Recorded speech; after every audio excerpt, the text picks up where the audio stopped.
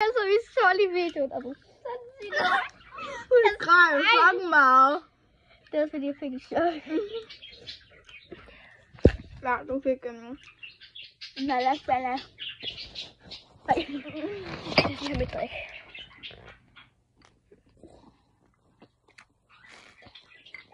Og altså, hvis I gerne vil vide, hvad det er, så gæt ud i kommentaren.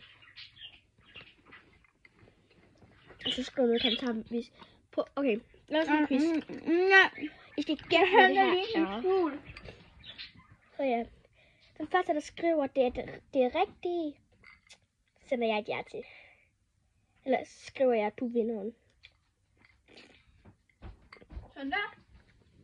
Altså ikke med kommentaren, men altså den kommentar, jeg synes til mig. Ja.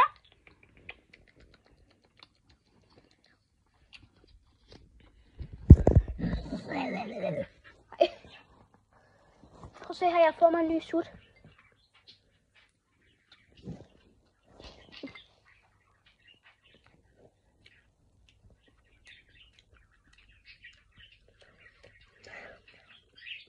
Jeg har lige fundet op på mit hoved. Jeg skal op på mit hoved. Du skal ikke have mig. Du skal ikke have mig.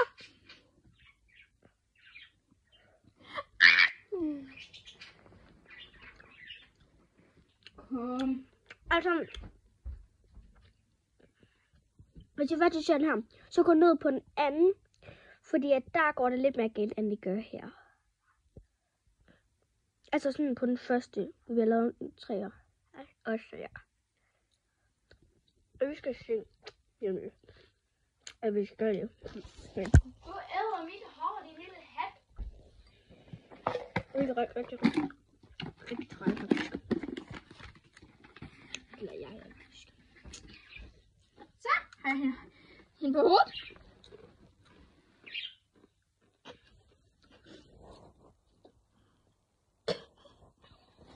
Au.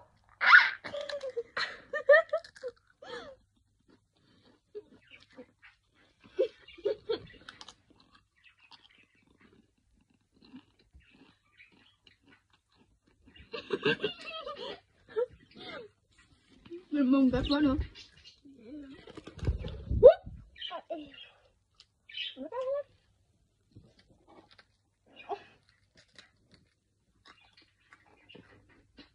Han på en film.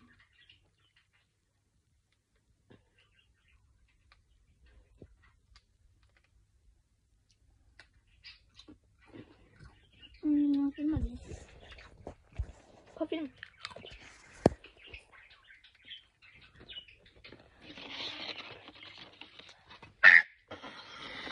Hvad er han for den første bid?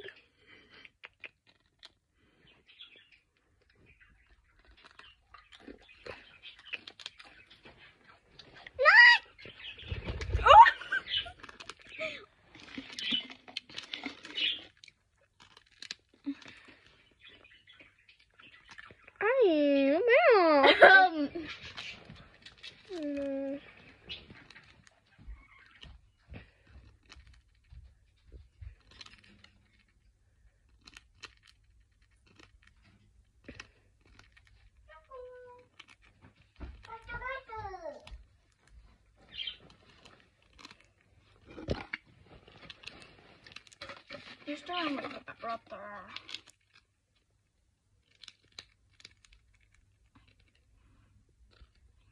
Erik kan forelske. Det her.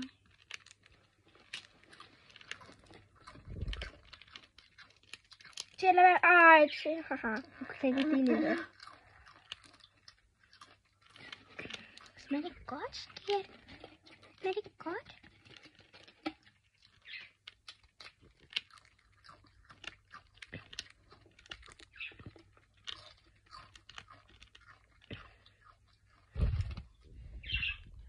Okay, hendes rekord at spise chips, det er så meget her indtil videre. Lidt mere. Det er så meget her.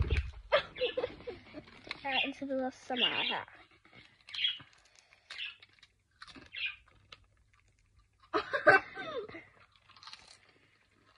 Du kan bare spise løs, Eddie.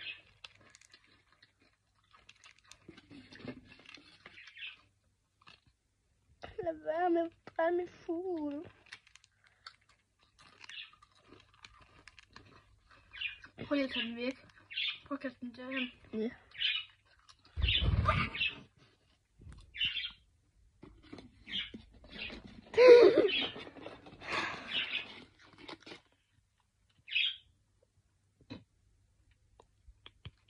Noget kort indtil videre til det her. Lidt her, meget her og lidt her. Lidt mere her. Jeg har nu spist rigtig meget en chips. Det ligner faktisk lidt en champignon. En julesop måske. Det ved jeg ikke.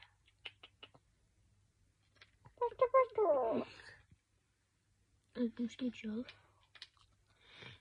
Altså den er vej.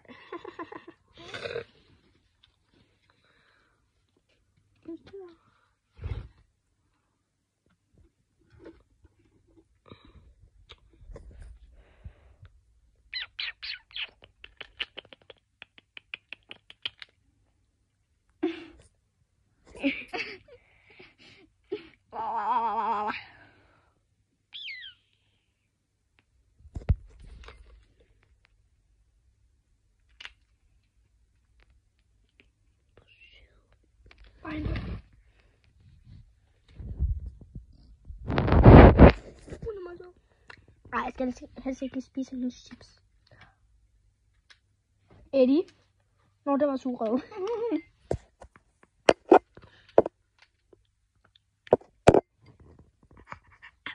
Sådan gjorde jeg faktisk bare. Tak, Eddie. Hvor dejligt, du giver mig kysser. Jeg kan ikke lide dig, det.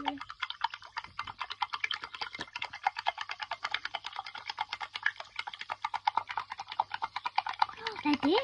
Hvad er det, der sker? Hvad er det, der sker?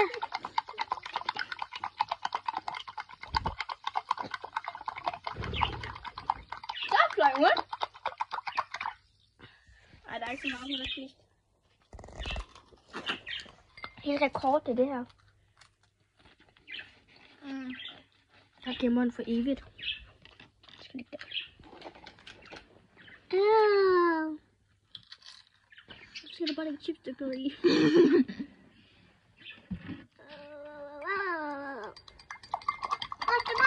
Ej, du skal ikke æde den. Din nævn. Kanon.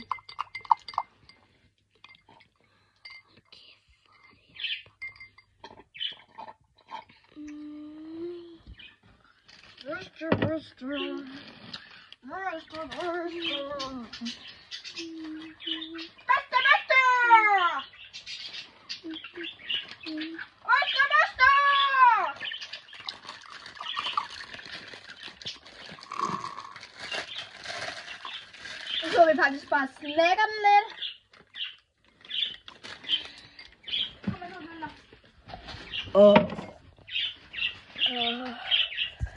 Ej. Tia!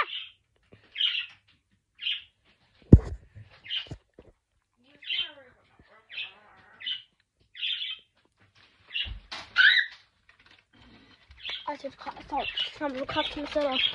Okay, jeg skal komme. But I say so.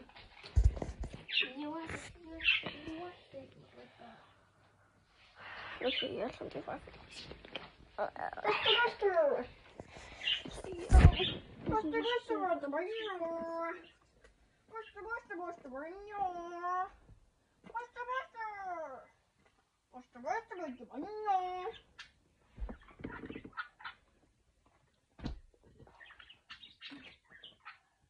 Er det, jeg tror det?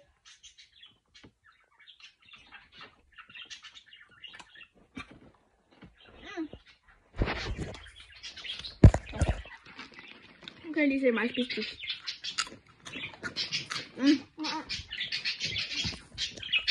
Er det deroppe så? Ja. Og de andre er her. Ej, hvor smed hun den chips, jeg havde givet til dem. No. Ej, hvorfor har... Ej, det er... Hvad? Det ligger faktisk der.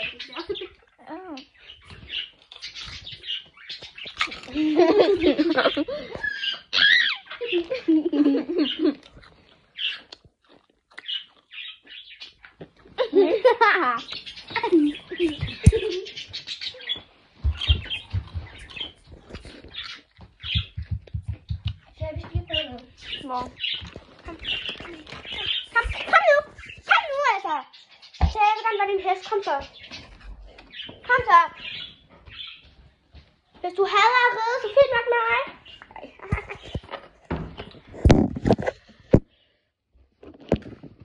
Hop op på min ryg. Hop. Så. Vi kommer så til at ride skridt, trav og galop. Ja. Så du er sgu dig. Det er mange, der brækker din ryg. Det gør jeg ikke. Jeg har prøvet det her med mange af mine piger. Altså, mine piger. Altså, mine venner. Altså, kom så. Jeg lige op, selvfølgelig. Jeg sover på dig. Okay, prøv at gå lidt længere op. Og så falder du bare af. Okay. Så den der. Helt op. Ja. Og helt op. Og så op, og så op, og så op. Og vi skridt det der er skridt, eller hvad? Ja. Se, du skal ikke blive alt for meget. Okay, så er jeg tilbage. Og trave? Okay, lidt mere frem, for du spænder det for meget. Lidt mere op. Lidt mere op. Au, for satan. Lidt mere. Skal det op, eller hvad? Ja, sådan lidt mere sådan... Lidt mere. Der! Okay, vi skrider. Lad nu bare holde i, altså. Bare hold i mig.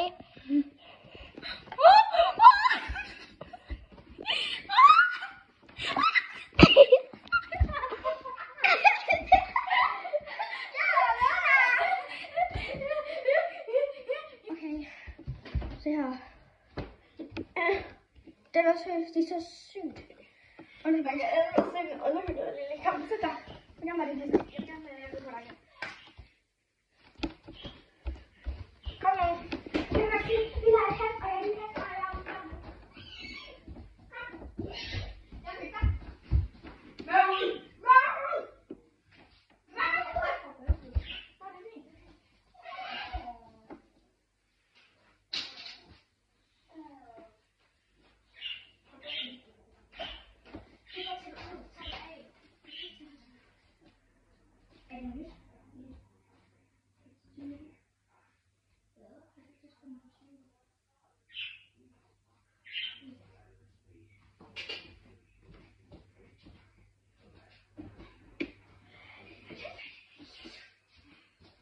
Ja, that's what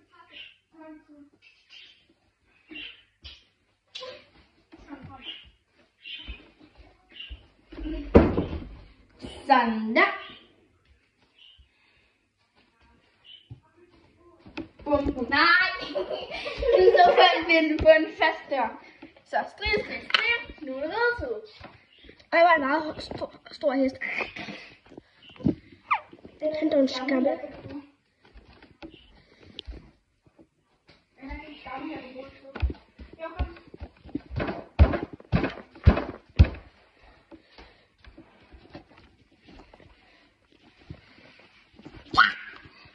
Er det for langt tilbage? Det er lige meget. Ja. Au, for satan. Au, sgu da. Bare lidt. Jeg synes, det er lidt ligesom en drøm. Nej, den er faktisk. Du skal mindst sidde her, okay? Okay, kan det ikke være lidt ligesom en drøm? Jo, det var bedre. Au, for satan. Okay, nu må Garl rejse dig op som en stor hest. Og så skridt. Au, der. Au. Det ligner selv for mig frem. Altså sådan med hænderne. Au, det går ned. Det er fint nok der.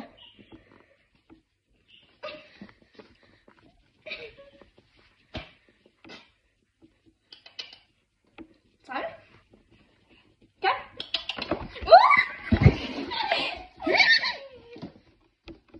Nej,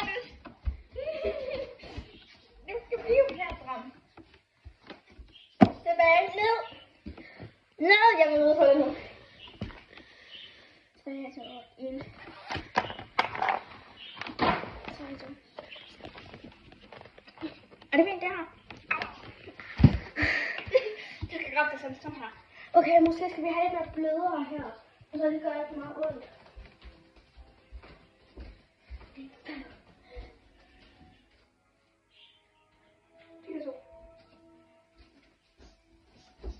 Og det her er så Maja, men for første gang med Lille. Så cute. For 3 år siden, tror jeg det var. Og så blev det. Okay. Det er et underlag, det der, og det her, det jeg putter på nu, og det er så godt. Det bliver bare ekstra højere, jo. Er det? Det er fint, det der.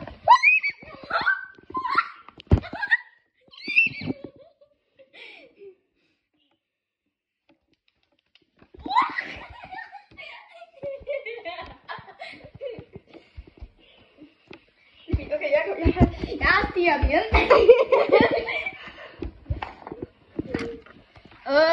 Højt op. Skridt. Trav. Du skal klemme alt for mange benene. Du skal bare slappe af. Bare slappe af. Ja.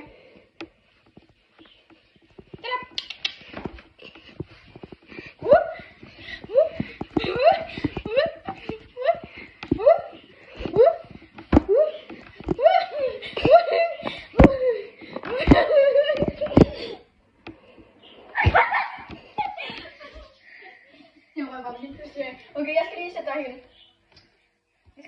Vi skal sætte den her fast, så stikker jeg af. Okay, jeg sætter den bare lidt fast her ved siden. Nej. Så lad os bare, så om du sidder fast her. Okay? Jo.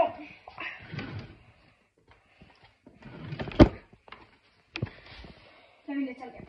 Jeg skal samle op igen, fordi det hele røg af.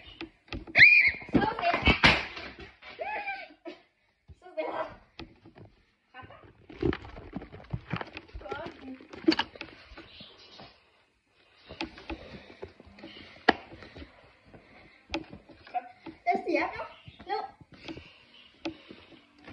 Op. Sådan. Kom, skridt. Skridt.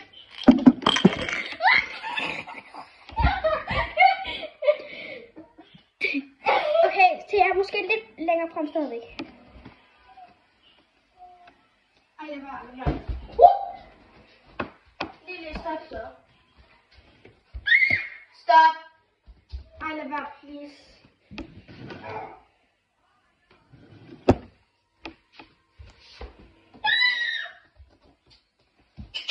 Tilbage. Og sæt dig. Stil dig. Okay, læg dig nu. Nej. Ikke sådan der. Du skal bare sådan stå op. Sådan her.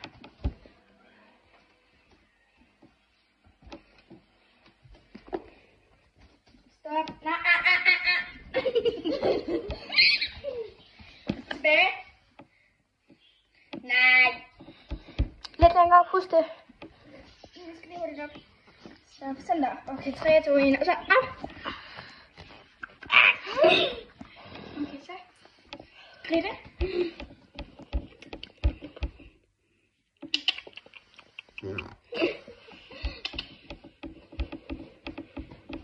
Ja. Husk at slappe af.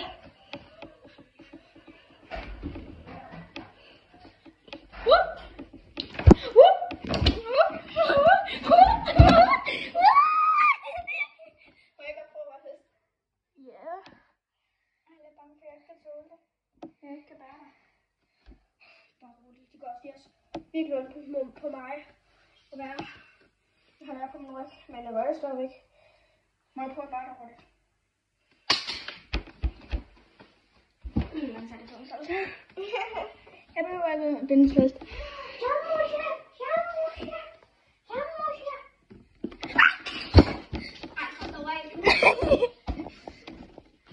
var bare lige med. Ej.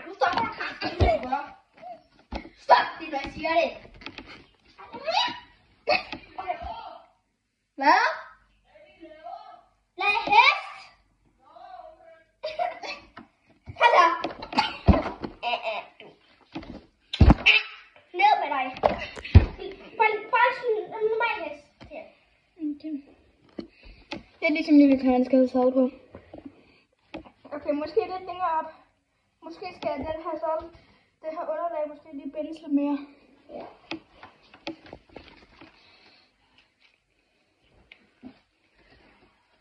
Ej, prøv at se det her. Kom så. Kom så. Prøv at se det her.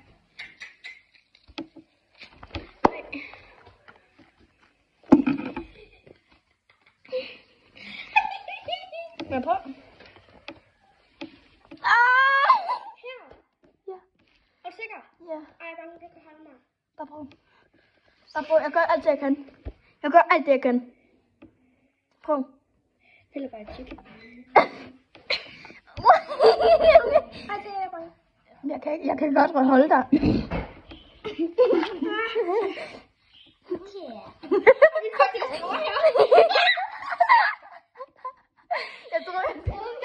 Jeg tror, jeg skal tisse først.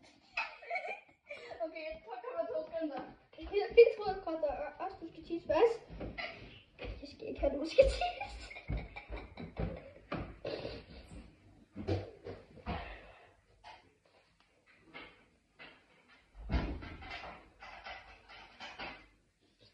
You get a juice. More. You get a juice that is ready for. There will be nothing here that is ready more.